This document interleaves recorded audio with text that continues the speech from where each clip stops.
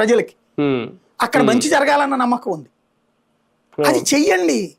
NT Ramarao గారు అన్నదానం పెట్టారు, ఆయన పేరు అట్లా స్థిరంగా ఉండిపోయింది కదా.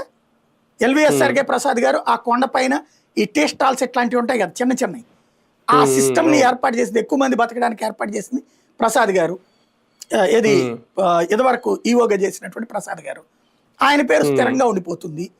అట్లాగే అక్కడ వసతి గృహాల ఏర్పాటు ఇది ఒకళ్ళు చేశారు, స్థిరంగా ఉంటుంది.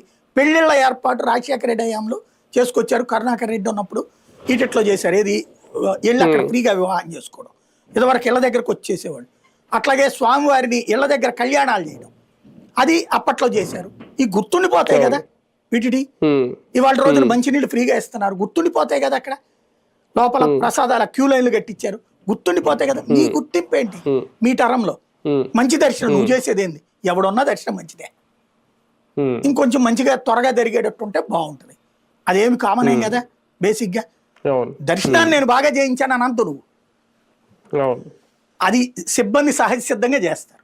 ఒక పాలక మండలి తన జీవితంలో తనకు వచ్చిన అవకాశాన్ని సద్వినియోగం చేసుకోవాలంటే, ఇప్పుడు ఎస్విబిసి పెట్టారు, కరుణాకర్ రెడ్డి టైంలో పెట్టినప్పుడు నేనే నెగిటివ్గా వార్తలు రాసి, ఇన్ని ఛానళ్ళు ఉండగా మీరు ఎందుకు ప్రైవేట్గా పెడతారని చెప్పేసి. తర్వాత ఇవాళ అదే ఎస్విబిసి తీసేయగలరా?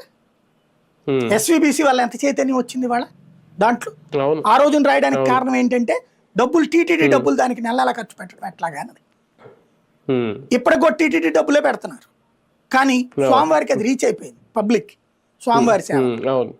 ఇవాళ రోజున తిరుమల తిరుపతి దేవస్థానం ఇన్ఫర్మేషన్ ప్రజలకి చేరువైంది, ఇదివరకు తెలిసేది కాదు. అన్ని భాషల్లో పెట్టడం వల్ల టీటీడీకి సంబంధించిన ఇన్ఫర్మేషన్ అంతా అన్ని భాషల్లో